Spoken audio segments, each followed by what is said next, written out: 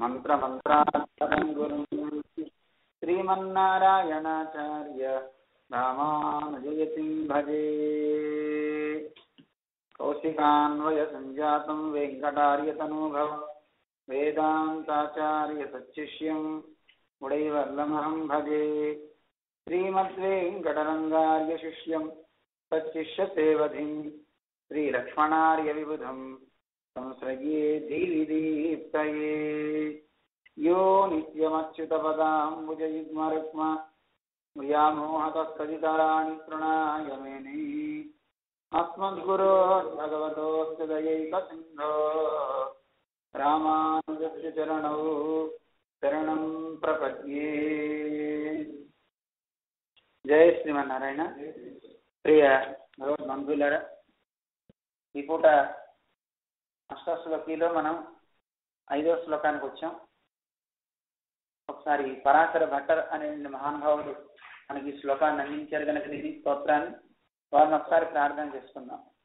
శ్రీ పరాశర భట్టార్య శ్రీరంగేశ పురోహిత శ్రీవత్సాంగసుశ్రీమాన్ శ్రేయసే మేస్తు భూయసే. జయ శ్రీమన్నారాయణ.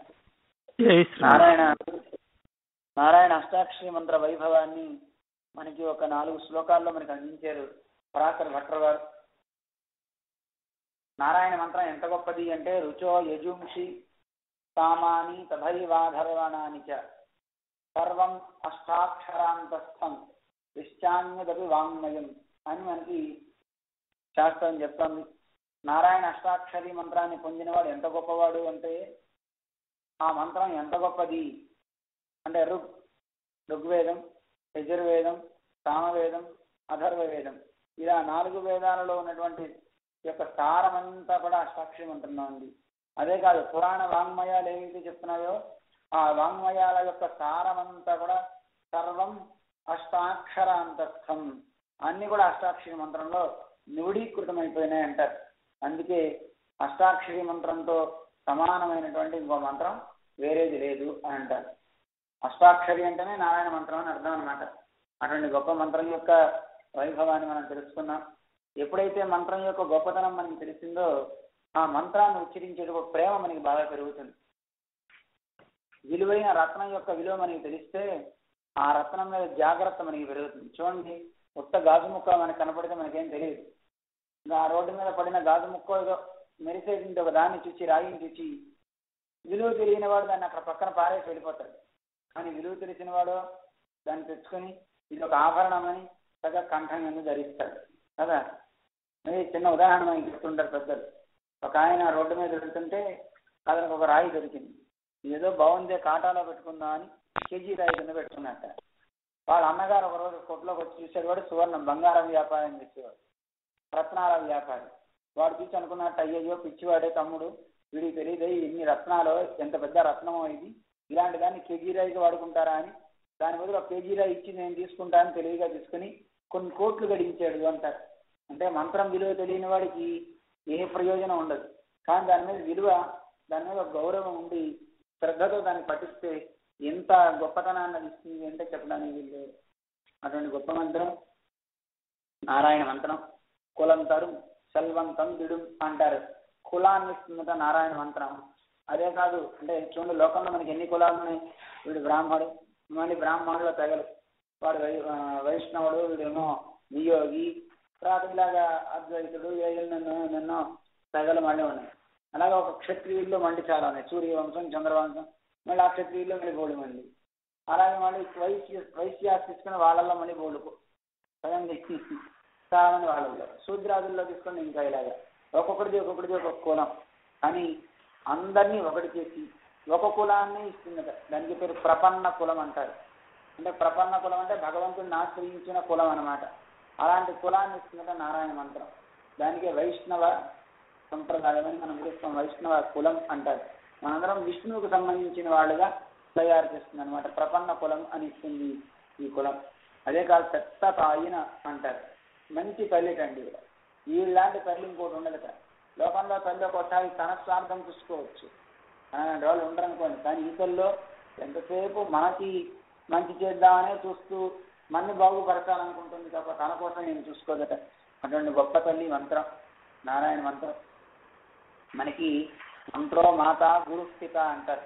మంత్రం తల్లి, గురువు తండ్రి అనమాట. మంత్రో మాత గురు స్థిత అనమాట. మంత్రం తల్లి అయితే మనకి గురువు గారు తండ్రి అనమాట. అందువల్ల గురువు గారి పట్ల అభినవేశాన్ని మనం చూపాలి, తల్లి పట్ల కూడా మనం చూపాలి అనమాట. అటువంటి గొప్ప మంత్రం నారాయణ మంత్రం. మంత్రం మీద మనకి చక్కటి పట్టు విలువ ఉండాలి. దాని గురించి తగ్గ మనకి చెప్పారు ఏం చేయాలో, ఎలా భావించాలో. అష్టాక్షి మంత్రాన్ని భావిస్తే మనలో ఉన్నటువంటి దోషాలు ఎలా పోతాయో మనకి భట్టర్ వారు శ్లోకాల్లో అందించారు. అయితే ఇప్పుడు ఇంకోటి రెండో మంత్రం గురించి వివరిస్తున్నారు. రెండో మంత్రానికి పేరు ద్వయం అంటారు. పాలకడల్లో లక్ష్మీదేవి ప్రశ్నిస్తే ఈ మానవులంతా తరించాలంటే ఏం చేయాలని అడిగితే రెండో మంత్రాన్ని ఉపదేశించిన అంటే స్వామి ఉపదేశించేట అక్కడ ద్వయం అంటారు. ఈ మంత్రానికి పేరు షట్పది అంటారు. షట్పదం అంటారంటే ఆరు పదాలు కలిగినటువంటి అలాంటి మంత్రాన్ని అందించాడు. దీనికి పేరు మంత్ర రత్నము అని కూడా పిలుస్తారు. అంటే అన్ని మంత్రాల్లోకి రత్నం అనమాట ఈ రెండో మంత్రం. మనకి భగవంతుడు లక్ష్మీదేవికి అనుగ్రహించినటువంటిది. అటువంటి మంత్రం యొక్క అర్థాన్ని మనం చదువుకుంటున్నాం. దాని అర్థాన్ని పరాశర భట్టర్ వారు ఎలా మనకి అందించారు దాన్ని భావిద్దాం. ఒకసారి మేము చెప్తాం, అందరం కలిసి అందాం. నేతృత్వం నిత్యయోగం సముచిత గుణజాతం తనూఖ్యాపనంచ ఉపాయం కర్తవ్య భాగం తు మిథున పరం ప్రాప్యమేవం ప్రసిద్ధం స్వామిత్వం ప్రార్థనాంచ ప్రబలతర విరోధి ప్రహానందసహిత త్రాయతే చేత్ అధిగత నిగమః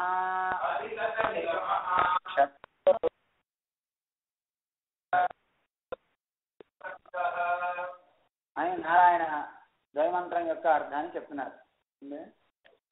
హలో, అందరూ ఉన్నారా? హలో, అడిగిన స్వామి ఉన్నాం స్వామి అడిగింది. Okay okay okay. అంతలో ఈ మంత్రం ఏం చెప్తుందో అని చెప్తున్నారు. అంటే ఈ ద్వయమంత్రం ఇప్పుడు మంత్రం తీసుకోని వాళ్ళకి ఈ మంత్రం చెప్పడం మనం పైకి పదం చెప్తాను మీకు. ఈ మంత్రంలో మనకి శ్రీమన్నారాయణ అంటే ఆయన యొక్క పాదాలే చరణవు, ఆయన పాదాలే మనకి శరణం, అదే మనకి రక్షకం అని మనకి. తర్వాత ఏం చేయాలి? ఆ పాదాన్ని ప్రపత్తి చేయి, దాన్ని పట్టుకో అని చెప్తున్నారు. అలా పట్టుకుంటే ఏం చేస్తున్నాడు?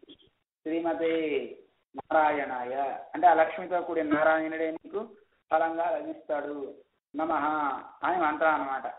అంటే చూడండి, రెండు పాదాలు ఉంటాయి దీనికి. అంటే పైన ఒక ఖండం, కింద ఒక ఖండం. పైన ఉన్నదాన్ని పూర్వఖండం అంటారు, కింద ఉండేదాన్ని ఉత్తరఖండం అంటారు.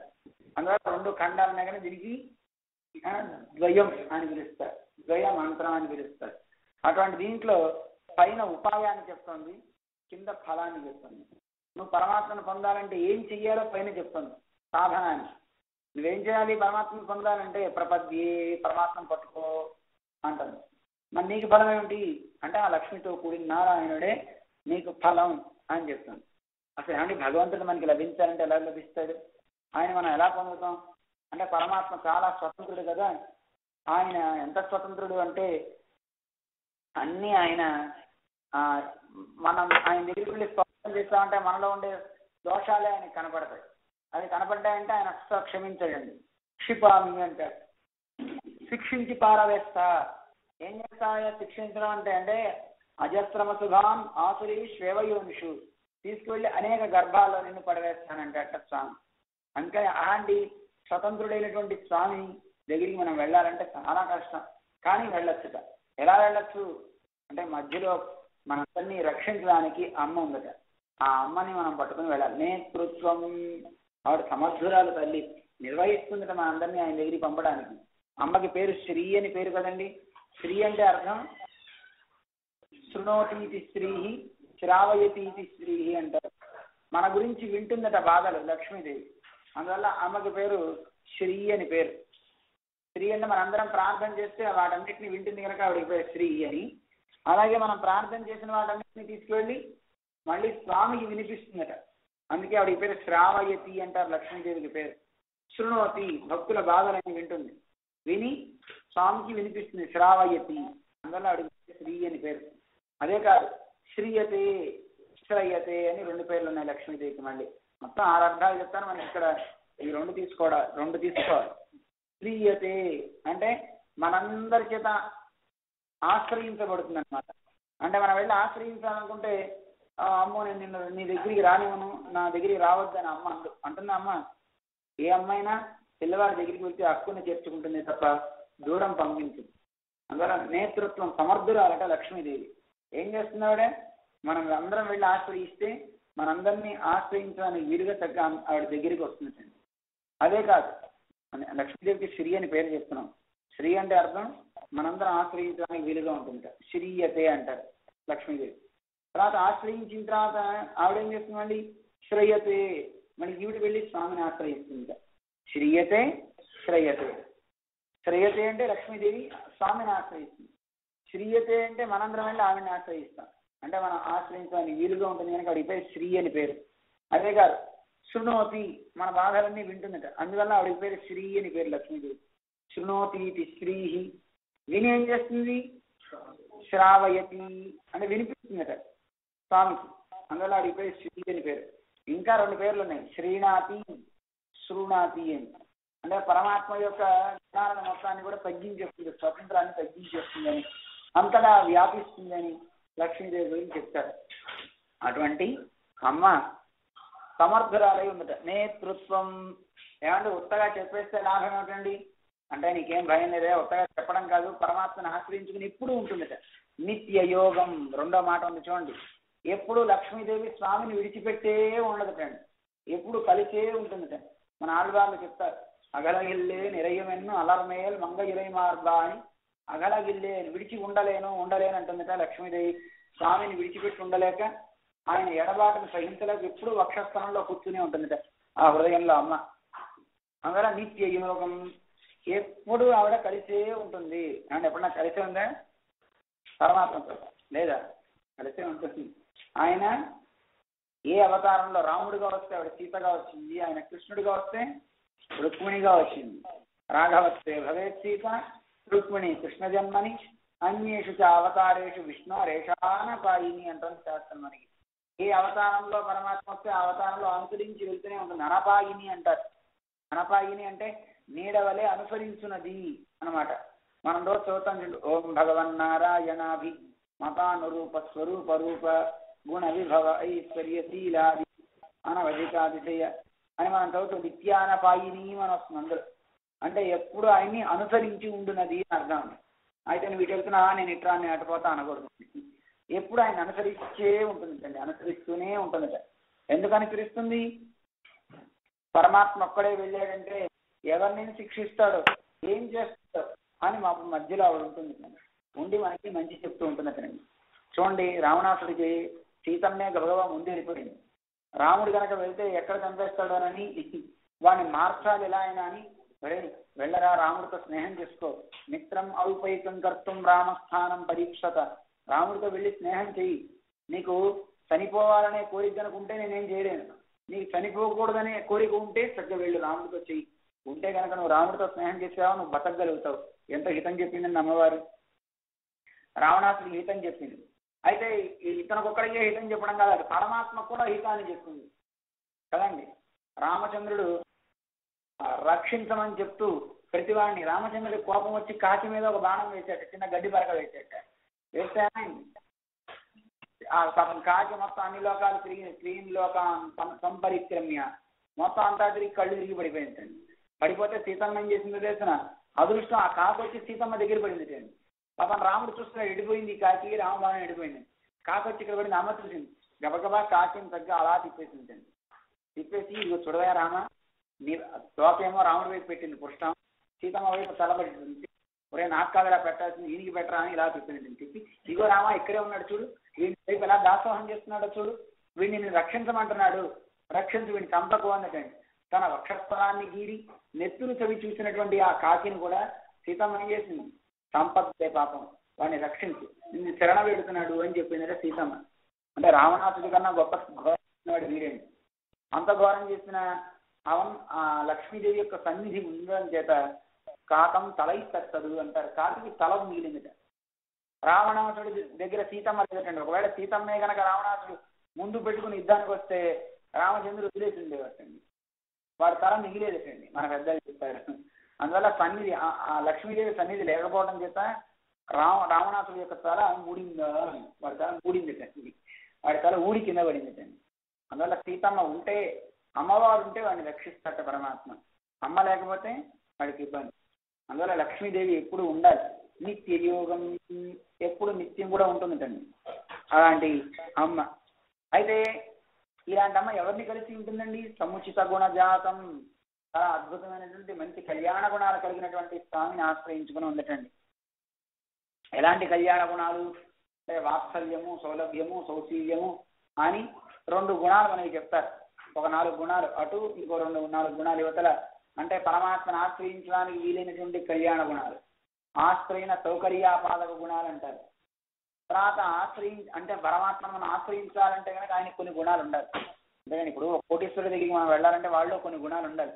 ఏముండాలి, మనం వెళ్ళి అడిగితే ఇవ్వడానికి కావాల్సినటువంటి, అంటే వాడి ముందు దయాస్వరూపుడై ఉండాలి కదండి. ఎవరి దగ్గరికైనా మనం వెళ్ళి అడగాలనుకున్నాం అనుకోండి, వాడికి దయ ఉండాలి, దేవుడి మీద విశ్వాసం ఉండాలి, భక్తి ఉండాలి, ఇవన్నీ ఉంటే వాడి దగ్గరికి వెళ్ళాలి. అంటే వాడి దగ్గరికి రావడానికి అందరితో బాగా మాట్లాడేవాడు అయి ఉండాలి, అందరితో తగ్గ వాత్సల్యం కలిగి, అందరితో సౌలభ్యం బాగా ఉండాలి. చూడండి, బాగా కోటీశ్వరుడైన అందరితో మాట్లాడే ఒక యోగ్యత ఉంటే ఎవడైనా వాడి దగ్గరికి ఇచ్చారు. తర్వాత వెళ్ళిన తర్వాత ఆశ్రయించుకున్న వాడికి కావాల్సినటువంటి కోరిక తీర్చే శక్తి కూడా ఉండాలి వాడి దగ్గర కదండి. వాడికి ఆ శక్తి ఉంటేనే వాడు ఏదైనా చేయగలుగుతాడు. మనం కోటీశ్వరుడి దగ్గరికి వెళ్ళాం అంటే ఎవరినో ఆశ్రయించాం, వాడు అందరినీ ఆశ్రయించడానికి వీలుగా ఉన్నాడు, అందరు రండి నాతో ఫ్రెండ్షిప్ చేయండి అన్నాడు. కానీ మనం వెళ్ళి వాడితో ఫ్రెండ్షిప్ చేసిన వాడితో దరిద్రుడు అనుకోండి, మనం వాడికి డబ్బు ఖర్చు పెట్టాలి తప్ప వాడు మనకేం చేయండి కదా. అలాగే మనం పరమాత్మను ఆశ్రయించుకున్నామంటే అతనికి సర్వశక్తి సర్వజ్ఞానము ఉంటే అప్పుడు మనం ఆశ్రయించుకున్న వాడికి తగ్గ అన్ని కార్యాలని చేస్తాడు. ఆశ్రిత కార్యాపాలక గుణాలు అంటారు కదా. ఆశ్రయించుకున్న వాళ్ళ కార్యాలన్నీ చేసే శక్తి మీకు చెప్పేస్తాను ఇప్పుడు, తర్వాత వద్దు. కానీ పరమాత్మను ఆశ్రయించాలంటే ఆయనలో 4 గుణాలు ఉండాలి. వాటికి చెప్తారు మనకి. అంటే గుణాల్లో వాత్సల్యం, సౌశీల్యం, సౌలభ్యము, మనకి చెప్తూ సౌశీల్యము, ఈ గుణాలు చెప్తారు. అంటే ఆయనలో ఒక వాత్సల్యం ఉండాలి. వాత్సల్యం అంటే దోషభోగ్యత్వం అన్నమాట. మనం ఎన్ని తప్పులు చేసినా దూడ చూడండి, తల్లి దూడకంతా మాలిన్యం వస్తే ఆ దూడ యొక్క మాలిన్యాన్ని మొత్తాన్ని నాలుగుతో నాకేస్తుంది. అలాగే పరమాత్మ కూడా వాత్సల్యం ఉండాలి. వాత్సల్యం అంటే మనం చేసిన దోషాలన్నిటి భోగ్యంగా స్వీకరించి ఒరే నాన్న ఇంకెప్పుడు తప్పులు చేయకురా అని చెప్పి అనే గుణం ఉండాలి. ఆయనలో ఆ గుణం ఉండటండి. అందుకే మనకి చెప్తాం సముచిత గుణ జాతం, మనందరం ఆశ్రయించడానికి వీలైన మంచి కళ్యాణ గుణాలు కలవాటండి స్వామి. ఏ గుణం ఉంది? వాత్సల్యం అని గుణం ఉండటండి. తర్వాత ఇంకే గుణం ఉంది? స్వామిత్వం. మీరందరికీ నేను స్వామిని రా, నేను తప్ప ఇంకో స్వామి లేడు, మీరు నాకు అందరూ చెందినవారు, మీరంతా నా సొత్తు అని చెప్పి ఒక గుణం ఉండటండి. తర్వాత ఆయనలో సౌశీల్యం అనే గుణం ఉండటండి పరమాత్మలో. ఏమిటి ఆ గుణం అంటే? ఆయన స్వామి అంటున్నారండి, మరి మనతో సంచరిస్తాడో తెలియదు కదండి. మరి స్వామిత్వం కలిగిన వాడు తన ఇష్టం వచ్చినట్టు వెళ్తాడేమో అంటే అలా ఏమో అనుకోక్కర్లేదయ్యా. ఆయనలో గుణం ఉంది, చాలా గొప్ప గుణం, సౌశీల్యం అనే గుణం. ఏమిటి సౌశీల్యం అంటే? అంటే శీలం అంటే మంచి గుణం, శీలం అంటేనే సౌశీల్యం అని అర్థం. అంటే పెద్దవాడు తక్కువ వాళ్ళతో కూడా అరమరికలు లేకుండా కలుసుకోవడానికి సౌశీల్యం అంటారు. ఏమంటారు సౌశీల్యం అంటే? చాలా పెద్దవాడు చిన్న వాళ్ళతో కూడా కలిసిపోవడానికి. అంటే అవునండి నేను కూడా కలిసిపోతున్నా మా పిల్లలతో అంటే కాదండి, తండ్రి కాదండి. పెద్దవాడంటే కోటీశ్వరుడు పేదవాళ్ళతో కలిసిపోవాలి, విద్యాధికుడు విద్య లేని వాడితో కూడా చక్కగా కలిసి చక్కగా వాడిని కూడా ఆదరించగలగాలి, జ్ఞానం కలిగిన వాడు అజ్ఞానితో కూడా చక్కగా మెలగాలి కదా. అందుకని రాముడు చూడండి చాలా గొప్పవాడు, గొప్ప ధనం ఉంది, పెద్ద చక్రవర్తి. కానీ రామచంద్రుడు ఒక గుహుడితో ఫ్రెండ్షిప్ చేశాడు, ఒక వానరులతో ఫ్రెండ్షిప్ చేశాడు, ఒక బోయ వనితతో ఫ్రెండ్షిప్ చేశాడు, శబరి దగ్గరికి వెళ్ళాడు, ఆవిడిచ్చిన ఆతిథ్యాన్ని స్వీకరించాడు. ఒక రాక్షసుడితో ఫ్రెండ్షిప్ చేశాడు. ఎవరో రాక్షసుడు విభీషణుడు. మరి ఆయనలో ఈ సౌశల్య గుణం ఉందా లేదా? మహతో మందై సహ నీరంధ్రేణ సంశ్లేష సౌశీల్యం అంటారు. పెద్దవాడు తక్కువ వాళ్ళతో కూడా అరమరికలు లేకుండా కలిసిపోవడాన్ని సౌశీల్యం అంటారు. అర్థమైందా? రాసుకుంటారా? మహతో మహతో మందై సహ మహతో మందై సహ నీరంధ్రేణ సంశ్లేష సౌశీల్యం అంటే పెద్దవాడు తక్కువ వాళ్ళతో కూడా కలిసిపోవడాన్ని ఏమంటారు? సౌశీల్యం అంటారు. బాగా గుర్తుపెట్టుకోవాలి. పెద్దవాడు తక్కువ వాడితో కూడా కలిసిపోవడాన్ని సౌశీల్యం అంటారు. ఉదాహరణకి రాముడు రాసుకోండి. రాముడు గుహుడితో తిరిగాడు, శబరితో తిరిగాడు, అంటే శబరిని ఫ్రెండ్షిప్ చేసుకున్నాడు, ఆవిడిచ్చిన ఆతిథ్యాన్ని స్వీకరించాడు. అలాగే ఒక వానరంతో కోతితో ఫ్రెండ్షిప్ చేసుకున్నాడు, తర్వాత రాక్షసులతో ఫ్రెండ్షిప్ చేసుకున్నాడు. ఆయన లోకంలో అందరినీ మంచి చేసుకున్నాడు, కొండ జాతి వాళ్ళని అందరినీ ఫ్రెండ్షిప్ చేసుకున్నాడు. అందువల్ల ఆయనలో ఏ గుణం ఉంది? సౌశీల్యం అని ఉంది. ఏమంటే సౌశీల్యం ఉంది కానీ మనకు అందుతాడా అందదా? అందుకని ఇంకో గుణం ఉందండి, సౌలభ్యం అని ఒక గుణం. ఇది ఆశ్రయించడానికి వీలైన గుణమట. మనం పరమాత్మను ఆశ్రయించాలంటే ఈ గుణాలు కావాలి. అందుకని ఈ గుణాలకు పేరు ఆశ్రయణ సౌకర్యాపాదక గుణాలు అంటారు. ఏమంటారు? ఆశ్రయణ సౌకర్య ఆపాదక గుణాలు. ఆశ్రయణ సౌకర్యాపాదక గుణాలు డబ్బు రాసుకోవాలి. అంటే మనం పరమాత్మను ఆశ్రయించాలనుకుంటే ఈ గుణాలన్నీ ఉంటాయి. ఏమంటే మన పరమాత్మను ఆశ్రయించుకున్న బాగానే ఉందండి. ఆశ్రయించుకున్న తర్వాత మనకేం చేస్తాడండి ఆయన అంటే ఆశ్రయించుకున్న వాళ్ళ యొక్క కార్యాలన్నీ చేస్తాట. ఆశ్రిత కార్యాపాదక గుణాలని ఇంకో 4 చెప్తారండి. ఇంకో 2 ఆశ్రిత ఆశ్రిత కార్యాపాదక గుణాలు.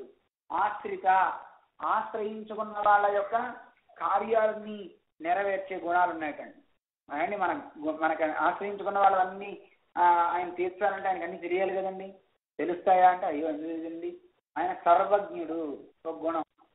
అన్నీ తెలుస్తుంది ఆయనకి, సమస్తం తెలుసు, ఏం చెప్పక్కర్లే. యోగే యుగపత్ సర్వం అంటారు. ఒక్కసారి ఒక క్షణంలో అన్ని జీవుల యొక్క భావాలు, మనసులో ఉన్న భావాలు తెలుసుకుంటారు.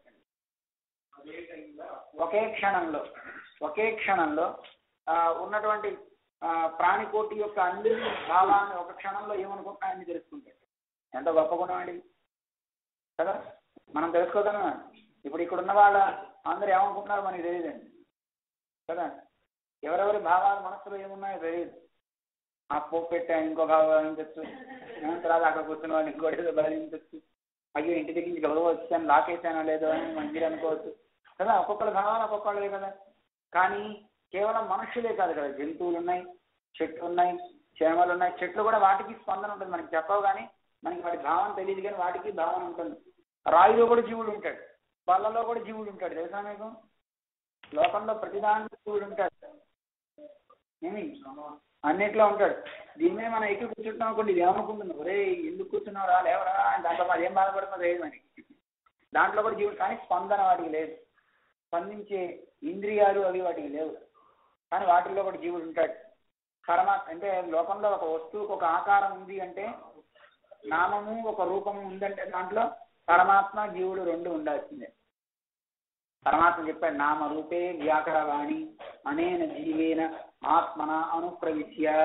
తనంతట తానుగా ఈ జీవుడిని తీసుకుని ఒక శరీరాల్లో ప్రవేశింపజేసి దాంట్లో ఉండి ఆ వస్తువుకు ఒక పేరుని, ఒక రూపాన్ని ఇస్తాట. అర్థమవుతుందా?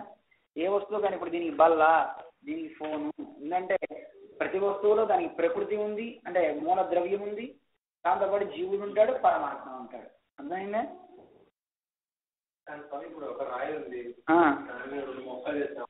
ఉంటాడు, ఎందుకంటే అంతా ఉంటుంది. సర్వవ్యాపం మొత్తం వ్యాపించింది మొత్తం అంతా. జీవుడు ఎందుకంటే మొత్తం అంతా ఇప్పుడు మన శరీరంలో మనం ఒక్కడమే కాదు, తెలుసు బోలని కోట్ల కణాలు ఉన్నాయి, జీవ కణాలు ఉన్నాయా లేదా? మరి జీవకణాలు సర్వం మొత్తం అంతా ఉంటాయి. ఇంకోటి ఎంటర్ కాదు, దాంట్లో జీవుడు ఉంటాడు. ప్రతి జీవకణాలు. ఇప్పుడు మన శరీరంలో ఎన్ని జీవకణాలు ఉన్నాయి? మన శరీరంలో కేవలం ఒక్కటిగా ఉన్నావా? కాదు కదా. చూడు, ఒక ఆయన 10 మందిని సంతానానికి అంటున్నాడు. అవసరమైతే ఇంకా శక్తి ఉంటే 1000 మందినైనా కావచ్చు కదా. అంటే ఎన్నో జీవకణాల యొక్క సపోర్ట్ నీకు ఉంటుంది. మిగతా నువ్వు రాజువి, దీంట్లో లోపల ఉన్నవాడు. నీకు మిగతా వాళ్ళంతా సైనికులు. నీ శరీరాన్ని ముందుకు వెళ్ళడానికి తగ్గ చేస్తారు. ఒకవేళ కనుక ఈ పెద్ద సోలు అంటే మనకి వ్యతిరేకంగా ఏ సోలైనా నేను డామినేట్ చేస్తాను బయటకు వస్తే దానికే పేరు క్యాన్సర్ అని పేరు కదా. ఒక కంపెనీ నేను పెద్దదాన్ని అయిపోతా, నేను చాలా గొప్పవాడిని అయిపోతా అని బయలుదేరిందంటే దాని పేరు క్యాన్సర్ అని అర్థం. అలా రాకూడదు. ఏ జీవుడు ఈ లోపల ఉన్న వాడిని డామినేట్ చేస్తూ పైకి రాకూడదు. లోపల ఉన్న మనమే అన్నిటిని డామినేట్ చేస్తూ మనం బయటికి ప్రవేశిస్తుంటాం అని మనం చెప్పినట్టే అవి అన్నీ వినాలి. అంతే పని చెప్పినట్టు మనం విన్నామంటే చాలా డేంజర్. అందుకని అన్నీ అలా వింటాయి, అంతే అలాగే వింటాయి అవన్నీ. లోపల ఇన్ని జీవకణాలు ఉన్నా ఇవన్నీ జీవకణాలన్నీ ఆహారం ద్వారా వస్తుంటాయి, నీళ్ళ ద్వారా వస్తుంటాయి.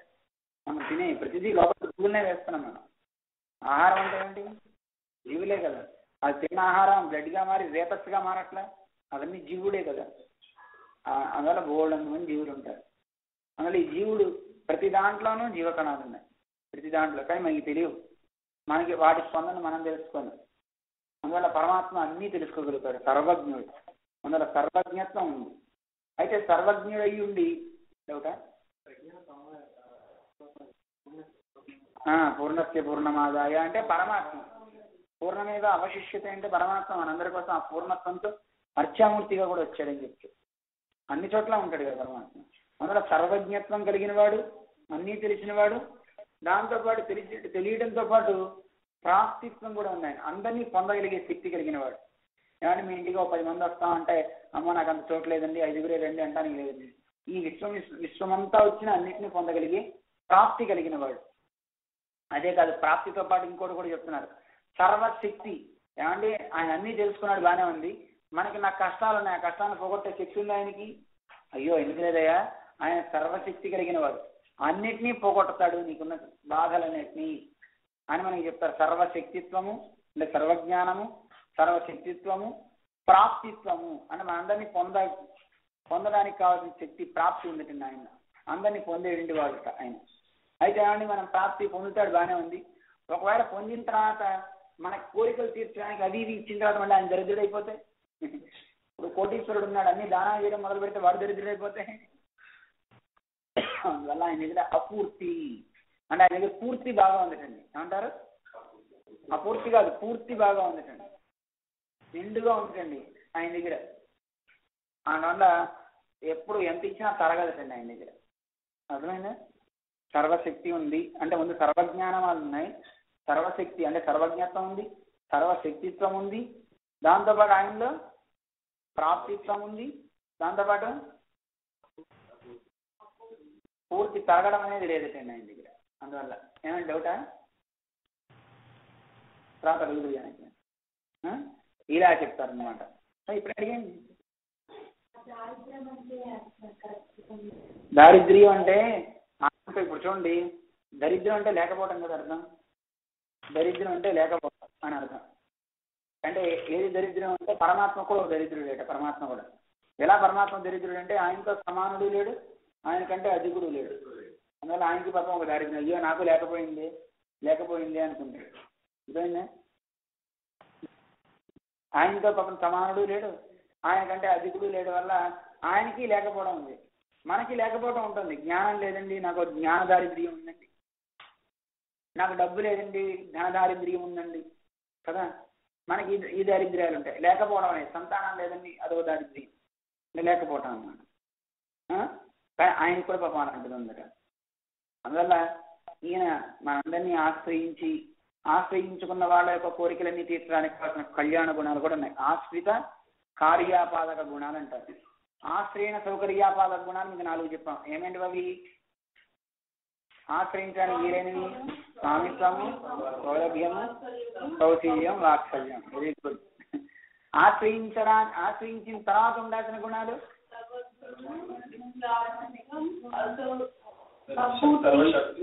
సర్వశక్తి. నువ్వు రాసుకోగల మైండ్లో రాసేస్తున్నావు. Very good. అందువల్ల ఈ కళ్యాణ గుణాలు కావాలి. అందువల్ల ఈ కళ్యాణ గుణాలన్నీ ఉన్నాయంట. సముచిత గుణజాతం, అలాంటి కళ్యాణ గుణాలన్నీ ఉన్నాయి. ఏమండి మరి అయితే ఇన్ని ఉన్నాయి కదా, మరి ఆయన ఉన్నాడా లేడా? ఆయన నిరాకారుడా సాకారుడా అంటే లేదయ్యా. తను ఖ్యాపనంచ, ఆయనకు దివ్యమైన శరీరం ఉంది. ఆయన స్త్రీపాదాన్ని మనకి చెప్తున్నాయట. మనకి ఈ మంత్రంలో చెప్తుంది. ఇప్పుడు ఈ మంత్రమే అంతా వివరణ. నేతృత్వం అంటే లక్ష్మీదేవి శ్రీ అని పిలువబడుతుంది. నిత్యయోగం, ఎప్పుడు ఆ లక్ష్మీదేవి పరమాత్మతో కలిసి ఉంటుంది. శ్రీమత్ అనే శబ్దం చేత చెప్తుంది. మత్ అని ఒక సంస్కృతంలో ప్రత్యయం. మత్ ప్రత్యయం చేత ఎప్పుడు విడరాకుండా, ఆయన విడవకుండా కలిసి ఉంటుంది అని చెప్పబడుతున్నమాట. ఇక్కడ శ్రీమత్ అయింది, శ్రీమన్ అనే మంత్రం అయింది. తర్వాత సముచిత గుణజాతం, అనేక కళ్యాణ గుణాలు కలిగిన వాడు అంటే నారాయణ పదం అక్కడ చెప్పబడుతుంది. ఈ ద్వైమంత్రం రెండో మంత్రంలో శ్రీమన్ అయింది, నారాయణ ఇక్కడికి అయింది. అయిందా లేదా? ఇక్కడ తర్వాత తనుఖ్యాపనంచ, ఆయనకు దివ్యమైన శరీరం ఉంది. ఎలా చెప్తున్నారు సార్ అంటే మంత్రం చెప్తుంది. శరణవు అని చెప్పింది. ఆయన పాదాల గురించి చెప్పింది మంత్రం. అక్కడ పైన రాసుకోండి. నేతృత్వం అంటే శ్రీ అని అర్థం, లక్ష్మీదేవి శ్రీ అని. మత్ అంటే మన్ అంటే ఆయనతో కలిసి ఉంది, శ్రీమన్ అయింది అక్కడికి. సముచిత గుణజాతం, కళ్యాణ గుణాలన్నీ కలిగి ఉన్నాడు కనుక నారాయణ అనే శబ్దం చెప్పబడుతుంది. తను ఖ్యాపనంచి ఆ శరీరాన్ని చెప్తున్నారు. శరీరం అంటే దివ్య పాదాల విందాన్ని చెప్పారు. చరణవు అని చెప్పారు కదండి మంత్రంలో, ద్వైమంత్రంలో. కఠవల్లి అని ఒక ఉపనిషత్తు. ఆ కఠవల్లి ఉపనిషత్తులో ఈ మంత్రం ఉంది, ద్వైమంత్రం ఉందటండి. ఆ మంత్రాన్ని చెప్పారు ఇక్కడ. అంటే పరమాత్మ పాదాల గురించి చెప్పారు ఇక్కడ. చరణవు, రెండు పాదాలు ఉన్నాయి. ఎంత గొప్పవి ఆ పాదాల విందాలంటే, పరమాత్మ కంటే ఆ పాదాలే చాలా గొప్పవి. పరమాత్మ మనం విడిచిపెట్టిన పాదాలు మాత్రం మనం విడిచిపెట్టడం. ఒకసారి నువ్వు పట్టుకున్నావంటే నువ్వు వదిలేసిన ఆ పాదాలు మాత్రం నేను పట్టుకుంటాయి. అట్లాంటి దివ్యమైనటువంటి స్పృహణీయమైనటువంటి శ్రీపాదాలు పరమాత్మవి, చరణవు అని చెప్పబడుతుంది. అయితే అందువల్ల తను ఖ్యాపనంచ, పాదాలు ఉన్నాయంటే శరీరం ఉన్నట్టేనా లేదా? అందువల్ల పాదాలు ఉన్నాయంటే ఆయన యొక్క దివ్యమంగళ విగ్రహాన్ని చెప్తాం. ఆయన చాలా అప్రాకృతమైనటువంటి దివ్యమంగళ విగ్రహం కలిగిన వాడు. మనలాంటి శరీరం కాదండి. పంచ ఉపనిషన్మయ శరీరం అంటారు ఆయన. ఏమంటారు?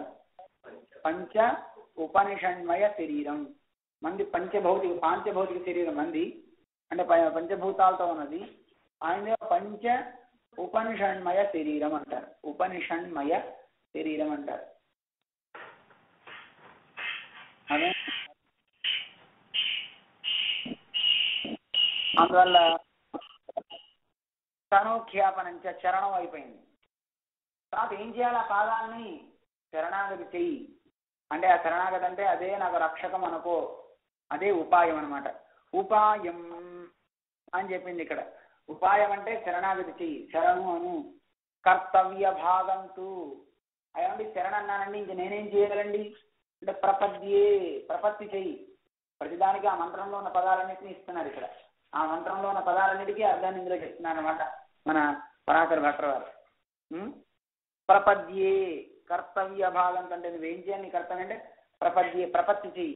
ప్రపత్తి అంటే ఏమిటండి? ప్రపద్య అంటే పత్తుగిరి అని అంటారు మన స్వామి. పత్తుగిరి అంటే మనసారా పట్టుకోండి అన్నారు. అంటే ఫిజికల్గా మనం పట్టుకోలేము భగవంతుని పాదాలని. ఫిజికల్గా మనం పట్టుకోవాలంటే ఆయన పాదాలు ఎక్కడున్నా మనకేం తెలుస్తుంది? ఎలా పట్టుకుంటాం మనం ఆ పాదాన్ని అంటే మనస్సుతో పట్టుకోమంటున్నారు. అంటే దృఢమైన విశ్వాసం, మనస్సుతో ఆ పాదాన్ని నేను గట్టిగా ఆశ్రయించాననే ఒక విశ్వాసం మనకు కావాలి. ఆ పాదాలు తప్ప నాకు ఇంకోటి అక్కర్లేదని గొప్ప అధ్యవసాయం అంటే విశ్వాసం కావాలి. అర్థమైంది? ఎందుకంటే భగవంతుని పాదాన్ని గట్టిగా పట్టుకుంటే కాసేపు నొప్పుడితే, ఇప్పుడు చూడండి నేను పట్టుకున్నాను అనుకోండి, అదే పట్టుకుంటే చేయనప్పుడితే దించేస్తుంది వాచి. అలా కాకుండా నేను మనస్సుతో పట్టుకున్నాను అనుకోండి, ఎంతసేపైనా ధరించచ్చు. అందువల్ల చేతితో పట్టుకోవాలంటే మనకి శక్తి చాలు, మనస్సుతో ధరించమంటున్నారు. హలో, ఉన్నారా బాబు? హలో, ఉన్నాం స్వామి. అడిగాను మ్యూట్లో ఉన్నాం స్వామి. సరే. అడిగాను స్వామి. అయితే ఉపాయం ఏంటి మనకి చెప్పారు? కర్తవ్య భాగం అంటే ఏం చేయాలి? మన కర్తవ్యం ఏంటంటే పత్తుగిరి అని, ప్రపత్తి చెయ్యి. ప్రపత్యే అంటే ఇక్కడికి పై పూర్వపాదం అంతా పూర్తయింది. నారాయణ యొక్క శ్రీపాదాలని నువ్వు శరణం చేస్తూ ప్రపత్తి చెయ్యి, అవే నువ్వు రక్షకం అనుకుని ప్రపత్తి చెయ్యని పూర్వపదాన్ని మొత్తాన్ని పూర్వఖండాన్ని చెప్పారు. ఇక ఉత్తరఖండాన్ని చెప్తున్నారు.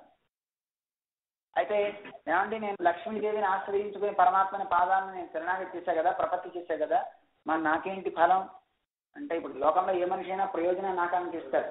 ప్రయోజనం అనుద్దిశ్య నమందోపి ప్రవర్తతే అని. ప్రయోజనం లేక ఎంత మందమతైనా వాడికి ప్రయోజనాన్ని ఆకాంక్షిస్తాడు. ప్రయోజనం కోరకుండా ఎవరు ఏ పని చేయరు. గుళ్ళోకి వెళ్ళరా అంటే, గుళ్ళోకి వెళ్తే ఏమొస్తుంది అంటే ప్రసాదం పెడతారు రా అంటున్నామ్మా.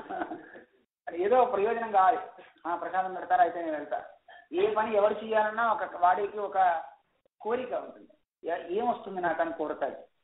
ప్రతివాడు ప్రతిఫలాన్ని చూస్తాడు. ప్రతిఫలం లేనిదే ఎవడు ఏం చేయలేండి. చేస్తాడు ఎవడైనా. ప్రతిఫలం లేనిదే ఎవరికి ప్రవృత్తి జరగదండి. జరుగుతుందా? మీరు ఊరికి ఆఫీస్కి వెళ్ళినంటే వెళ్తారండి. మీరు నెలకు ₹1,00,000 వస్తాయి, $1,00,000 వస్తాయంటే ఆఫీస్కి వెళ్తాం. ఎవరైనా నీకు 50,000 ఇస్తాను రా, బండ జరపరా అంటే జరిపే ప్రయత్నం చేస్తాడు, ఓపికన్నా లేకపోయినా. ఎందుకంటే డబ్బు వస్తుంది కదండి. ప్రయోజనం కోసం మనిషి ఏ పనైనా చేస్తాడు. ప్రయోజనం అనుద్దిశ్య అమందోపి ప్రవర్తతే అని శాస్త్రం మనకి చెప్తాను. అందువల్ల మనకు ప్రయోజనం కావాలి. ఏమిటా ప్రయోజనం?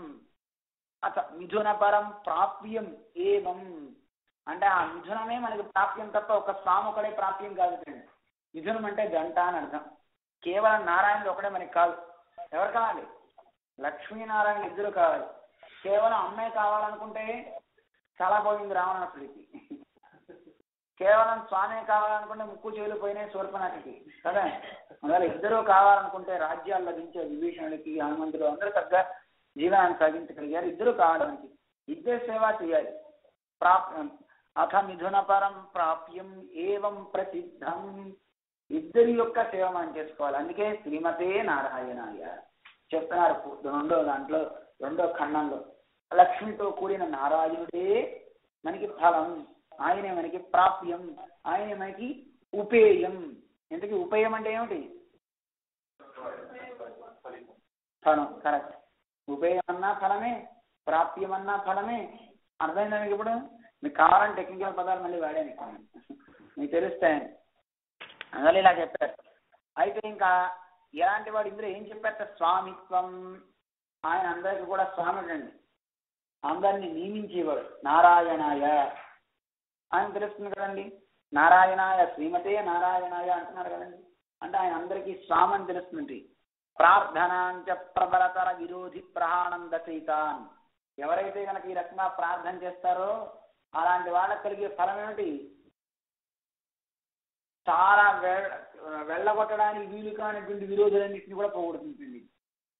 అంటే ఎలాంటి విరోధులు మనకు ఉన్నాయి? మామూలుగా బయట ఉండే విరోధులను ఎలా అయినా మనం వదిలించుకోవచ్చు. వాడి వల్ల ఏర్పడే మనకి అపకారం జరగదు. కానీ మన దగ్గర ఉండే అహంకార మమకారాలను చూసారా, ఇవి చాలా చాలా చాలా విరోధులు. అందువల్ల ఇది చాలా డేంజర్ అనమాట. ద్వక్షరస్తు భవేన్ మృత్యు అంటారు. 2 అక్షరాలనే చాలా మృత్యువుతో సమానమైనవి. మృత్యువుతో సమానం కాదు, మృత్యువుని ఇచ్చేస్తాను నీకు అంటున్నారు. ఏమిటదు? అది అంటే అహం మమ, నేను నాది అనుకోవటం. ఈ 2 అక్షరాలు మృత్యువుని ఇచ్చేస్తాయండి. తి అక్షరస్తు 3 అక్షరాలు ఉన్నాయండి. అవి చదివితే మనకి మోక్షం మంచి, అంటే మనకి మంచి జరుగుతుంది. ఏమిటది? మమ. మమ అంటాం కదా, నేను నాదని. మమ నాదేది కాదు, నాదేది లేదు అని అర్థం. మనకి ఈ 3 పదాలు మంచి, 3 అక్షరాలు మంచి తప్ప ద్విఅక్షరస్తు 2 అక్షరాలు మాత్రం మనిషిని బంధంలో పడేసేది. నేను నాది అనుకుంటే అది చాలా చాలా ఇబ్బందుల్ని చేసేది అంటారు. భగవద్ రామానుజాచార్య స్వామి వారు సింహాచల క్షేత్రం వెళ్ళారు. సింహాచల క్షేత్రంలో అక్కడ ఒక తాండవ కృష్ణమాచార్య స్వామి అని ఒక ఆయన చాలా గొప్ప భక్తుడు ఉన్నాడు. ఆయన పాడుతుంటే నరసింహస్వామి వచ్చి డ్యాన్స్ చేసేవారట. అంత గొప్ప ఇదనమాట. అటువంటి సమయంలో రామానుజు గారు అక్కడికి వెళ్తే కనీసం ఇక్కడ రామానుజులు ఉన్నారే, ఒక సన్యాసిని సేవిద్దామనే భావన అతనికి కలగకుండా వెళ్ళిపోయాట. ఆ రోజు నరసింహస్వామి రాలేదు. అయిన తర్వాత రామానుజు గారు అడిగారు, ఏమండి ఈ రోజు నరసింహస్వామి వచ్చారా అని అడిగారు. అదేంటండి అంటే, ఏం లేదండి, వృత్తిని వస్తే కనుక ఒక చిన్న మాట, నాకు మోక్షం ఉందా లేదా కనుక్కోరా అన్నట్టు. అలాగా కనుక్కుంటా అన్నట్టు. అలాగే స్వామి మీకు కూడా ఉందో లేదో కనుక్కోండి అన్నట్టు. పిచ్చి మాట మాట్లాడుతున్నాను, నాకు లేకపోవడం ఏంటి, నేను పాడితే నరసింహస్వామి డాన్స్ చేస్తున్నప్పుడు నాకు మోక్షం లేదు ఏమిటి అన్నాడు. అలాగా స్వామి వృత్తిని అడుగుతున్నానండి అన్నట్టు రామానుజు గారు. సరే వెళ్ళారు. ఆయన ఆ రోజు నరసింహస్వామి దగ్గర పాడితే నరసింహస్వామి నాట్యం చేశాడు. అయిన తర్వాత అడిగాడు, స్వామి మన ఊరికి ఒక సన్యాసి వచ్చాడు, ఆయనకి మోక్షం ఉందా లేదా అన్నట్టు. ఇంతకీ ఎవరయ్యా సన్యాసి అన్నట్టు. అదేనండి రామానుజులని ఒక ఆయన వచ్చాడు అన్నట్టు. ఆయనకి మోక్షం లేకపోవడం అంటే అందరికీ ఇచ్చేదే ఆయన అన్నట్టు. ఓహో అలాగా సరే ఆయన మోక్షం ఉందనమాట. ఈయనకి మనసులో ఈయనకి ఉందని తెలిసినా ఓ డౌట్ రామానుజు గారు వేశారు కదండి నీకు ఉందా లేదా అని వెంటనే అడిగేట, స్వామి ఇంతకీ నాకుందా లేదా అని అడిగేట. నీకైనా నాకైనా మోక్షం ఇచ్చేది ఆయన, ఆయన రామానుజులే మోక్షం ఇవ్వాలి ఎవరికి ఇచ్చినా. ఎందుకంటే ఆ రామానుజుల యొక్క ఆధీనం అయిపోయిన పైలోకం కూడా, పైలోకం ఆయన ఆధీనమే, కింద లోకం ఆయన ఆధీనమే. అందువల్ల ఆయన కూడా ఉభయ విభూతి నాయకుడు అయిపోయాడు రామానుజు గారు కూడా. ఈ లోకమంతా ఒక విభూతి, లీలా విభూతి అంటారు. ఈ లోకాన్ని మొత్తాన్ని ఏమంటారు? అండాలు బ్రహ్మాండాలు ఇవన్నిటినీ లీలా విభూతి అంటారు. ఆ విభూతిని ఏమంటారు? నిత్య విభూతి అంటారు. వైకుంఠం పాలకడలని, అదే వైకుంఠాన్ని ఏమంటారు? నిత్య విభూతి అంటారు. అది ఎప్పుడు నిత్యం ఉంటుంది. ఇది లీలా విభూతి అంటే ఒక ఆట కోసం పరమాత్మ ఏర్పాటు చేసింది. ఆయన వద్దనుకున్నా అంటే మొత్తం తీసేసి, ఒక పిల్లవాడు చూడండి ఇసుక కట్టాడు అనుకోండి, ఇసుకతో గుడి అయిపోయిన తర్వాత కాలుతో చనిపోతాడు. పరమాత్మ కూడా అంతే, ఒక ఆట కోసం లోకవత్తు లీలా కైవల్యం అంటారు. ఒక ఆట కోసం పరమాత్మ దీన్ని మొత్తాన్ని సృజించాడు. అయిపోయిన తర్వాత ఒకసారి ఇలా తన్నంటే మొత్తం పోతుందండి, మొత్తం అయిపోతుంది.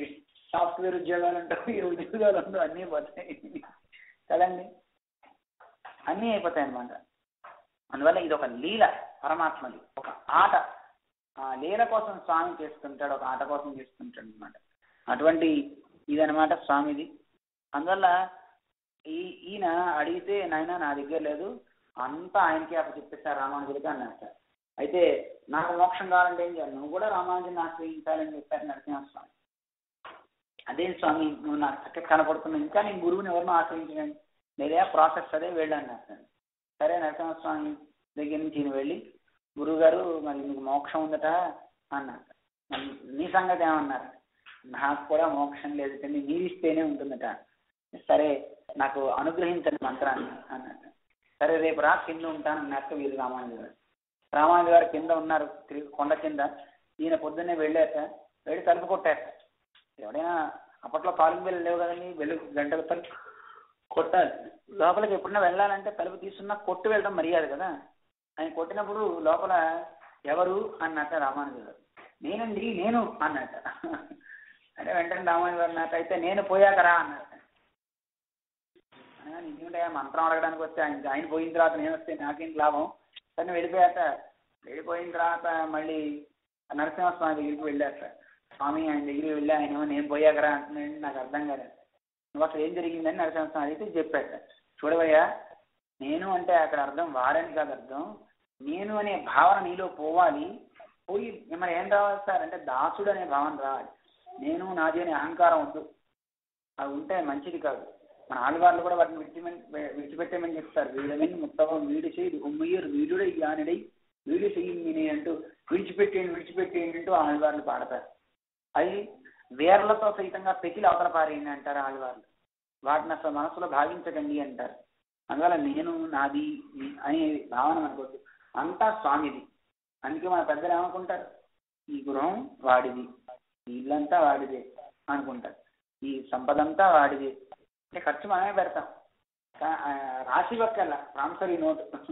మరి ఇల్లు ఎలా అండి అంటే, ఈ ఇంటికి కేర్ టేకర్గా నేనున్నా, ఈ సంపదకి కేర్ టేకర్గా నేనున్నా. ఇప్పుడు డబ్బు బాగా ఉన్నవాడు మేనేజర్ డబ్బు మొత్తం ఖర్చు పెట్టించడండి, అలాగే దేవుడి దగ్గర నేను మేనేజర్, ఈ డబ్బునంతా నేను చూసుకుంటా, అలా భావన అన్నమాట. అర్థమైంది? అందువల్ల ఇలాంటి భావాలు మనకు నేను నాది అనేది విరోధాలు అన్నమాట. అహంకారం, మమకారం, తర్వాత నేను చేస్తున్నాను, కర్తృత్వం అంటారు దీన్ని, ఏమంటారు? నేను చేస్తున్నా. అలాగే భోక్తృత్వం, ఇదంతా నాకే ఆనందం. నేను చెప్పాగా మీకు. అందువల్ల ఈ కర్తృత్వం భోక్తృత్వం అనేవి పెద్ద అహంకారం. వీటన్నిటిని కూడా పోగొట్టేస్తుందట. ఈ 10టిని అన్నిటినీ కలుగజేస్తుంది. ఈ దశయితానని 10 చెప్పారు ఇప్పుడు మనకి. అలాంటి మంత్రం అంటారు. మంత్రం అంటే ఏమిటి? మంతారంత్రాయతే చేత్. మంత్రాన్ని అంటే ఏమిటి అర్థం? మనం చేసిన వాడిని రక్షించేది అంటారు. అలాంటి ద్విఖండం అనమాట. ఇది 2 ఖండాలు కలిగించి పూర్వఖండం ఉత్తరఖండం అని అర్థం. పైన ఒక మంత్రం ఉంటుంది, కింద ఒక మంత్రం ఉంటుంది. మంత్రోపదేశం తీసుకున్నాక ఆ మంత్రం గురించి చెప్తారు మీకు. మంత్రం తీసుకున్న వారికి ఆ మంత్రం గురించి తెలుసు, ద్వైమంత్రం. అందుకే మన పెద్దలంతా ఈ ద్వైమంత్రాన్ని ఎప్పుడు నిరంతరం అనుసంధానం చేస్తూనే ఉంటారు. ఈ నారాయణ అష్టాక్షరి మంత్రం ఏది తినకుండా తాకుండా జపం చేస్తే ఈ ద్వైమంత్రానికి నియమమే లేదు, ఎప్పుడైనా స్మరించవచ్చు. నిద్రపోతున్నా సరే, ఆసీనోవా సుయానోవా తిష్టన్వా ఎత్ర కుత్రచిత్ అంటారు. పడుకునైనా సరే, నించునున్నా సరే, ఎప్పుడైనా సరే ఈ ద్వైమంత్రాన్ని చెప్పుకోవచ్చు. ఆడవాళ్ళకి 4 రోజులు సైకిల్ ఉన్నప్పుడు కూడా ఈ ద్వైమంత్రం చెప్పుకోవచ్చు, మైలు వచ్చినప్పుడు చెప్పుకోవచ్చు, పురుడు వచ్చిన ఎప్పుడైనా చెప్పుకోవచ్చు అండి. అందుకే మన పెద్దలంతా ఈ మంత్రాన్ని స్మరించేవారట. ఈ మంత్రాన్ని సంతత పులితాధారం అంటారు. ఈ ద్వైమంత్రం ఎప్పుడు చదువుతూ ఉంటారట. తదర్థతత్వ నిధ్యాన సన్నద్ధ పులకోద్గమం. ఈ అర్థాన్ని భావన చేస్తూ మన మనవాడ మాముండనే మహనీయులు వారి యొక్క శరీరం గగురుపాటు వచ్చేస్తుంటండి. అలాంటి గొప్ప మంత్రం అన్నమాట ఈ ద్వైమంత్రం. ఎప్పుడు ఈ మంత్రాన్ని చదువుకుంటూ ఉంటారట. హే శ్రీమన్నారాయణ, నీ పాదాలే నాకు శరణం, నిన్ను నేను ప్రపత్తి చేస్తున్నా. నువ్వు అంటే లక్ష్మీదేవితో సహితంగా, అంటే లక్ష్మితో కూడిన నువ్వే నాకు శరణు, మీరే నాకు ఫలం అని చెప్పి నమః మీకు నమస్కారము అని మంత్రం యొక్క భావం అన్నమాట.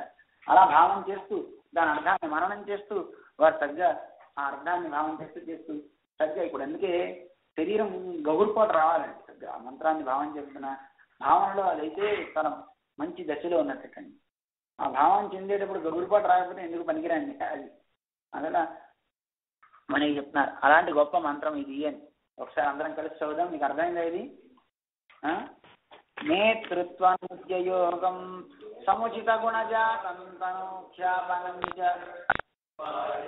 ద్రవ్యభాగం అథ మిథున పరం ప్రాప్యమేవం ప్రసిద్ధం స్వామిత్వం ప్రహాణందశీతాన్ అధిగత నిగమః షట్పదోయం ద్విఖండః అని ఒక మంత్రం. ఇంకా రెండో మంత్రాన్ని చెప్తున్నారు. దాన్నే ఇంకా వివరిస్తున్నారు. పై అర్థాన్నే వివరిస్తూ చెప్తున్నారు.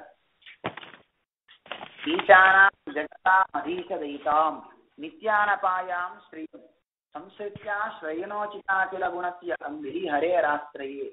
ఎలాంటి భగవంతుని యొక్క పాదాన్ని నేను ఆశ్రయిస్తున్నాను? అంగ్రీ హరే ఆశ్రయే. నారాయణ యొక్క పాదాన్ని హరే అంగ్రీ, విష్ణువు యొక్క పాదాన్ని నేను ఆశ్రయిస్తున్నాను. ఎలా ఆశ్రయిస్తున్నాను? ఇష్టోపాయతయ, అంటే ఆ పాదాల యందు హితాన్ని ఉంచి, ప్రేమని ఉంచి, అదే నాకు ఉపాయం అని భావించి నేను ఆశ్రయిస్తున్నాను. ఎలాంటి పాదాలవి అంటే జగతాం అధీశదయిత, అంటే ఈ లోకాల యొక్క అన్నిటినీ కూడా ఈశానాం నియమించేటటువంటి అవత లక్ష్మీదేవి. అంటే పరమాత్మ ఈశుడైతే ఈవిడ ఈశిత్ని, లక్ష్మీదేవి కూడా లోకాలన్నింటినీ నియమనం చేసుకుంటుంది. అలాంటి లక్ష్మీదేవి అన్ని లోకాలని కూడా సరిగ్గా నియమిస్తూ నిత్యానపాయాం, ఎప్పుడు పరమాత్మని అనుసరిస్తూ ఉండేది కండి శ్రీయం లక్ష్మీదేవి. అలాంటి లక్ష్మీదేవి ఎలాంటిది? సంశ్రిత్య, నేను ఆశ్రయించుకుంటున్నాను ఆ లక్ష్మీదేవిని.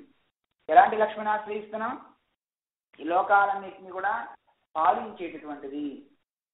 మనం రోజు లక్ష్మీ అష్టోత్తరంలో చదువుతాం కదండి. దేవదేవ దివ్య మహిషీం అంటాం. ఈవిడ పట్టపు రాణికండి. రాజు ఆయనైతే పట్టపు రాణి ఈవిడే. అందరూ వచ్చి ఈవిడ సేవలు చేస్తూ ఉంటారండి. దేవతలందరికీ ఈవిడ పట్ట మహిషి అనమాట లక్ష్మీదేవి. సరస్వతీదేవి, పార్వతీదేవి వీరంతా వింధ్యావల్ల తీసుకుని లక్ష్మీదేవికి విసురుతూ ఉంటారండి. బ్రహ్మ, రుద్ర, ఇంద్ర వీళ్ళంతా వచ్చి అమ్మని సేవిస్తూ ఉంటారు.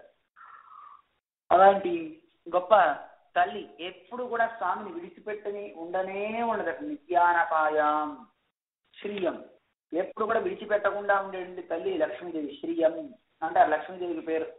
అలాంటి లక్ష్మీదేవిని సంసృత్య ఆశ్రయించి, ఆ లక్ష్మీదేవి ఎప్పుడు ఆశ్రయించి ఉంటుందట. ఎవరిని ఆశ్రయించి ఉంటుందట? ఆశ్రయణోచితాకిల గుణస్య, ఆశ్రయించుకున్న వారందరికీ కూడా తగినటువంటి సుఖాన్ని, సౌభాగ్యాన్ని ఇవ్వడం కోసం అనేక కళ్యాణ గుణాలు కలిగి ఉన్నట్ట స్వామి. అలాంటి గుణాలు కలిగినటువంటి హరే, విష్ణువు కింద పై శ్లోకంలో వివరణ అంతా కింద దాంట్లో మనం చేసేసుకున్నాం. అంటే విష్ణువుకి ఆశ్రయించుకున్న వాళ్ళందరి యొక్క కార్యాన్ని నెరవేర్చడానికి కావాల్సిన కళ్యాణ గుణాల యొక్క సమూహం కలిగిన వాడట ఈ స్వామి. అలాంటి అంగ్రీ, ఆ పాదాలకి ఆశ్రయిస్తున్నా నేను. ఎలాంటి పాదాలు? ఎలా ఆశ్రయిస్తున్నాను? ఇష్టోపాయతయ. ఇష్టోపాయత అంటే ప్రేమతో నేను ఆశ్రయిస్తున్నాను, అవే నాకు ఉపాయం అని నేను భావిస్తూ ఆశ్రయిస్తున్నాను అని మనకి చెప్తున్నా. అలాంటి పాదాలని అంటే లక్ష్మీదేవి ఆశ్రయించుకున్నటువంటి ఆ పాదాలని శ్రీయాచ సహితాయ ఆత్మేశ్వరాయ అర్థయే, లక్ష్మితో కూడి ఉన్నటువంటి ఆ నారాయణుడిని ఆత్మేశ్వరుడు అంటారు. అంటే మన అందరి ఆత్మల్ని కూడా నియమనం చేసేవాట స్వామి. అందరినీ నియమనం చేస్తారట. అందుకే పేరు పరమాత్మ పేరు హృషికేశ అని పేరు. హృషికేశ అంటే హృషికం అంటే ఇంద్రియాలు. ఈ ఇంద్రియాలన్నింటినీ ఈశ అంటే నియమించువాడు అని అర్థం. అందరి ఇంద్రియాలను నియమిస్తాడట. అలాగే ఈ ఆత్మలన్నిటికీ నాథుడు ఆయన పరమాత్మ. అలాంటి ఆత్మేశ్వరాయార్థయే ఈ ఆత్మలన్నిటికీ కూడా నియామకుడైనటువంటి ఆ స్వామి కొరకు ఏం చేస్తున్నా నేను? అహం ఎలాంటి నేను అంటే నేను అనుకోవట్లా, నేను పరమాత్మకి దాసుడైనటువంటి నేను. ఇతరమైనటువంటి వాటిని ఏమీ కోరట్లా నేను పరమాత్మ నుంచి. ఆ లోకంలో పరమాత్మ కంటే ఇతరమైన వాటిని వేటిని కోరినటువంటి నేను ఏం కోరుతున్నాను? నిత్యం నిర్మమః.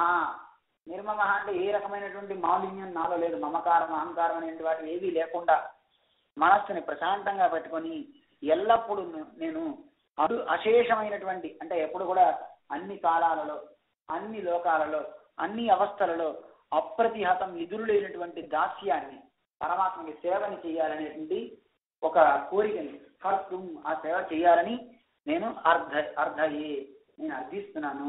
ఇందులో ఏం చెప్తున్నారంటే మీకు భావం చెప్తాను. ఈ లోకాలన్నింటినీ నియమనం చేసేటువంటి లక్ష్మీదేవి ఎవరైతే ఉన్నారో ఆ లక్ష్మీదేవి ఎప్పుడు స్వామిని ఆశ్రయించి అంటే నిత్యానపాయిని ఎప్పుడు వెనకాతలే ఉండి ఆయన్ని స్తోత్రం చేసేటువంటి ఆ లక్ష్మీదేవి ఎవరైతే ఉన్నారో ఆ లక్ష్మీదేవి పాదాన్ని వస్తూ ఉంటుంది కదండి. అటువంటి పాదాలు కలిగినటువంటి స్వామి, మంచి కళ్యాణ గుణాలు కలిగినటువంటి స్వామి యొక్క శ్రీపాదాన్ని ప్రేమతో అదే ఉపాయమని ఆశ్రయించినటువంటి అంటే అదే ఉపాయమని ఆశ్రయిస్తూ ఆ పాదాలతో పాటుగా ఆ లక్ష్మీదేవిని ఆత్మేశ్వరుడు అందరి ఆత్మని నియమనం చేసేటువంటి ఆ పరంధాముడైనటువంటి స్వామిని కూడా నేను ఉపాయంగా భావిస్తున్నాను. ఆ స్వామి యొక్క సేవ తప్ప నాకు లోకంలో ఇంకోటి ఏది అవసరం లేదు, ఏ కోరిక నాకు లేదు. నిజానికి ఆయన పాదాల దగ్గరికి వెళ్ళి స్వామి నీ పాదాలను నేను ఆశ్రయిస్తున్నాను, ఈరోజు ఇంట్లో పనమ్మాయి రాలేదు కానీ కాస్త వచ్చి పాత్రలు తోమి పెట్టవయ్యా, ఇలాంటి కోరిక కూడకూడదండి, ఇలాంటివి అడగకూడదండి. అంటే వేరే కోరిక నాకేది లేదు.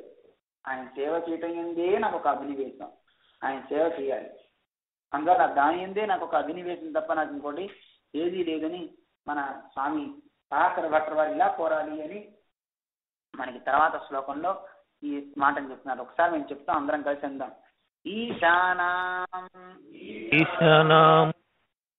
జగతాం అధీశదయితాం నిత్యానపాయాం శ్రియం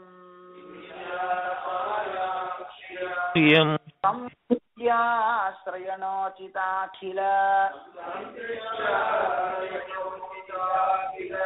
గుణస్య హరేరాశ్రయే ఇష్టోపాయతయా శ్రియాసహితాయ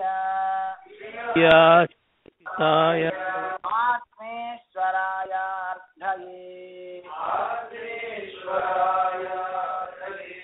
కర్తుం దాస్యం అశేషమప్రతిహతం నిత్యం త్వహం నిర్మమః.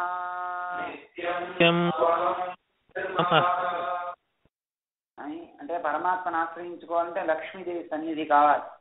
లక్ష్మి లేకుండా ఆయన మనం పొందలేం. ఆయనకి ఉపాయము పరమాత్మే, ఉపేయము పరమాత్మే. అంటే సాధనం మన ఆయన పొందడానికి సాధనం పరమాత్మే, ఫలము కూడా ఆయనే అనమాట. ఫలాన్ని కూడా సాధ్యం అంటారు కదా, ఫలం కూడా ఆయనే. మనకి సాధనము సాధ్యము అంటారు. సాధన సాధ్యాలు రెండు తానే. అయితే దాంతోపాటు అమ్మకు కూడా మనం సేవ చేస్తాం. ఎందుకంటే మనందరినీ సిఫార్సు చేస్తుందట. సిఫార్సు చేసి ఆయన దగ్గరికి మనం తీసుకెళ్తుంది. అంటే ఘటకురాలు అంటారు లక్ష్మీదేవిని. ఏమంటారు? ఇప్పుడు చూడండి, ఎవరైనా పని చేయాలని మీడియేటర్ అంటుంటారు కదా ఇంగ్లీష్లో. ఆ మీడియేటర్ మన ఘటకురాలు అంటే మన అందరినీ ఆయన దగ్గరికి చేర్చగలిగే సామర్థ్యం కలిగిందట అమ్మ. అలాంటి లక్ష్మీదేవి ఎల్లప్పుడూ కూడా అంటే ఈ లోకాలన్నింటినీ నియమనం చేసేటువంటి లక్ష్మీదేవి ఆయన ఎప్పుడూ ఆశ్రయించుకుని ఉంటుంది. ఆయన కూడా ఆశ్రయించుకున్న వాళ్ళందరినీ రక్షించడానికి కావాల్సిన కళ్యాణ గుణాలు కలిగినటువంటి గుణస్య, అలాంటి కళ్యాణ గుణాలు కలిగిన పరమాత్మ యొక్క శ్రీపాదాలు ఏవైతే ఉన్నాయో ఆ పాదాన్ని అదే భావన, అదే ఉపాయంగా భావించి లక్ష్మితో కూడినటువంటి ఆ స్వామి నారాయణుడు అందరి ఆత్మలకి కూడా నియామకుడు అనమాట. అలాంటి ఆ స్వామిని నేను ఎప్పుడు కూడాను అంటే అలాంటి స్వామి యొక్క పాదాన్ని నేను కోరుతున్నాను. ఏమని కోరుతున్నాను? ఇతరమైన వాటిని నేను కోరట్లేదు. నేను ఎలాంటి వాడిని, నిర్మమః, ఎటువంటి దోషాలు లేనివాడిని. అయితే ఈ నారాయణ అష్టాక్షి ద్వైమంత్రంలో చూడండి, కింద పాదంలో ఉత్తరాఖండంలో చివర నమః అని వస్తుంది. ఆ నమఃపదం ఏం చేస్తుంది? శ్రీమతే నారాయణాయ బాగానే ఉంది, ఆ లక్ష్మీనారాయణలే నాకు ఫలం. మరి నమః ఎందుకు అంటే నాలో ఈ భోక్తృత్వాది దోషాలు రాకుండా చెయ్యని చెప్పడం అన్నమాట. అంటే రేపు పొద్దున్న ఎప్పుడైనా భగవంతుడు మనం ఇంత భగవంతుడికి సేవ చేయాలని మనం ప్రేమిస్తున్నాం పరమాత్మని, ఆయన ఎందుకు శరణాగతి చేస్తున్నాం. శరణాగతి చేసినప్పుడు ఆయనకి ఆనందం వేసి నీకు ఆయన సేవ చేయడానికి వచ్చాడు అనుకో, సేవ చేయడానికి ఆయన వస్తే మనం అడ్డు పెట్టకూడదు కదా. ఇప్పుడు అర్జునుడికి రథం తోలుతాడు, రథం తోలేటప్పుడు ఎడం చేతి వైపు వెళ్ళాలన్నా కుడి చేతి వైపు వెళ్ళాలన్నా అని చెప్పడానికి వీల్లేదు. ఒక ఎద్దు చూడండి, ఎద్దు వెళ్తుంటే దాని మీద ఒక మనం పైన ఒక తాడు పెట్టి కుడివైపు వెళ్ళాలంటే ఆ ఇటువైపు వేస్తాం, తర్వాత ఇటువైపు వేస్తాం, తాడుని అటు ఇటు వేస్తే అది గుర్తిస్తుంది. అలాగే పరమాత్మకు కూడా ఈ కింద రథంలో కింద కూర్చొని తోలేటప్పుడు కింద ఎక్కడ ఉంటాడు, పైన ఏమో ఇక్కడ ఉంటాడు కదా రథి తోలేవాడు కింద, పైన ఉండేవాడు పైన ఉంటాడు. అలా అర్జునుడు పైనుండి కాళ్ళతో కొట్టేవాట, కుడివైపు వెళ్ళాలంటే కుడి పాదంతో కొట్టేవాడు, ఎడం వైపు వెళ్ళాలంటే ఎడం పాదంతో కొట్టేవాట కృష్ణుడు. తప్పు కదండి మరి, కొట్టచ్చునా? పరమాత్మకి ఇష్టమైంది, నేను తోలుతా అని ఆయన అడిగాడు, మరి అన్ని తన్నులు తినడానికి ఇష్టపడ్డాడు ఆయన. అందువల్ల ఒక సేవకుడుగా ఉండాలని ఆయన వస్తే నేను అడ్డు పెట్టకూడదు నా స్వతంత్రంతో. హే స్వామి నువ్వు నాకు సేవ చేయడండి, సారీ నువ్వు అలా నేను ఒప్పుకోను అని ఆయన యొక్క ఇష్టానికి మనం అడ్డు పెట్టద్దు అంటారు. అందువల్ల స్వామి అలాంటి నేను అహం అంటే ఎలాంటి నేను, నీ ఇష్టానికి తగినట్టుగా నేను ఉండేవాడిని. సొత్తు కదండి, మనం సొత్తుని స్వామి ఏదైనా చేసుకోవచ్చు, ఎలా అయినా వాడుకోవచ్చు. అలా చేసుకోవడానికి తగ్గట్టుగా మన ఆయన సేవలో మనం వినియోగపడాలి అని మనకి పెద్దలు చెప్తున్నారు. అటువంటి పరాశర భట్టర్ వారు మనకు అందించినటువంటి విషయాన్ని తగ్గ మదిలో స్మరించుకుంటూ ఈ అర్థాన్ని భావించుకుంటూ తగ్గ మనం సాగుదాం. మీకేం డౌట్స్ ఉంటే అడగండి. జయ శ్రీమన్నారాయణ.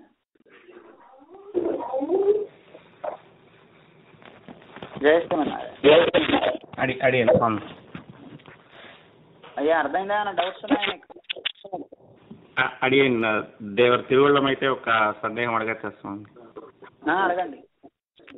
అయితే నిన్న మనము ఇతర శేషత్వ దీక్షేత్ అని చూసాం కదా స్వామి, మరి ఉకారం అని దేన్ని నిరసన చేస్తున్నారు స్వామి? అంటే మనము రామానుజ దాసన్ అని అంటాము, మన ఆచార్య దాసన్ అంటాము, మన అందరికీ దాసుడు మీ దాసుడు అంటాము. అంటే ఇతర శేషత్వం అని అంటే ఇప్పుడు వీళ్ళందరికీ కూడా దాసులు మరి ఇతర శేషత్వం అని.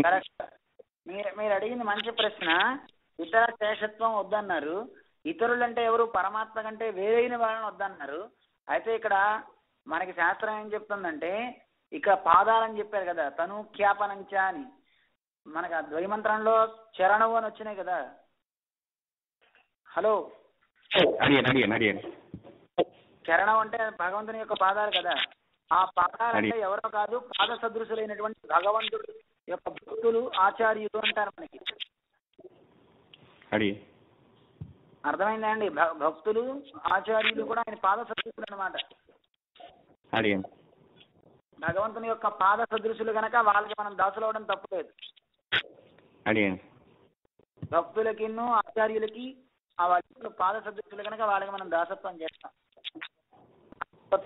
కదా. భాగవతోత్తం. అది కాక మనం అష్టాక్షరి మంత్రంలో ఏం చెప్తాం? నీ అష్టాక్షరి మంత్రం చేయడం వల్ల నాకేమొచ్చింది? అధికార కడిమి అంటాం కదా. భగవంతుని యొక్క దాసత్వం ఎప్పుడు పరిగణన చెందుతుంది అంటే భాగవతులకు కూడా దాసత్వం అయితేనే కదా. అందువల్ల మనం వాళ్ళకు కూడా దాసులు అంటే ఇప్పుడు భాగవతోత్తములు అంటే వేరు కాదు, పరమాత్మ యొక్క పాదాల్లో భాగం అనమాట. వాళ్ళు పాదాలు అని భావన చేస్తాం. అంటే అలా హరి యొక్క చింతన కాకుండా, నారాయణ యొక్క చింతన లేకుండా వ్యర్థమైన కాలక్షేపాలు చెప్పేవాడు మనకి స్వాములు కారు. అందువల్ల మనకి పరమాత్మ యొక్క విభూతిని, ఆయన యొక్క సౌందర్యాన్ని, ఆయన యొక్క గుణాన్ని మనకు అందిస్తూ వారు అనుభవించే స్థానియులే మనకి నాథులు అనమాట. అందులో ఆళ్వార్ల ఎందుకు కూడా కలిగిన వాళ్ళు అయితేనే అందులో అడిగాను స్వామి. ఓకేనా, ఇంకేమైనా ఉన్నాయా? ఇంకేం లేదు స్వామి. దేవుడికి ఎప్పుడన్నా వీలుంటే ఒక 10 నిమిషాలు ఇవాళ దాసుడు మాట్లాడాలి స్వామి, మీకు వీలుంటే ఎప్పుడన్నా ఇవాళ. అలాగే తప్పకుండా అడిగాను స్వామి. ఓకే అండి, ఉండనా? ఇంకా మిగతా వాళ్ళు ఎవరైనా ఉన్నారా? జై శ్రీమన్నారాయణ స్వామి. రావు గారు బాగున్నారా? బాగున్నాం స్వామి. మీకు ఏమైనా డౌట్స్ ఉన్నాయా? ప్రస్తుతం ఏం లేదు స్వామి, అంతా బాగానే అర్థమైంది స్వామి. ఓకే, అయితే మీకు ఉండే డౌట్ ఏంటంటే మేము ఎన్నింటికి వస్తామనే డౌట్ ఉంటుంది. అదే ముఖ్యమైన డౌట్ స్వామి. తప్పకుండా పెందరాడే వస్తానండి. ఓకే అండి, ఇంకెవరైనా ఉన్నారా? స్వామి దేవుడు వారిని వేంచేపు చేసుకుపోవడానికి ఏదైనా అవకాశం ఉంటే దాసుడికి చెప్పండి స్వామి. బర్మింగ్హామ్కి. బర్మింగ్హామ్లో మీరు కూడా అక్కడే ఉంటారా? లేదు స్వామి, దాసుడు మేకన్లో ఉంటాను. దేవుడు వారిని వేంచేపు చేసుకుపోవాలంటే దాసుడు. తప్పకుండా చెప్తాలేండి, నేను కనుక్కుంటాను. అడిగాను, అవసరమైతే తప్పక చెప్తా. జై శ్రీమన్నారాయణ. జై శ్రీమన్నారాయణ. జై శ్రీ. ఎవరున్నారా?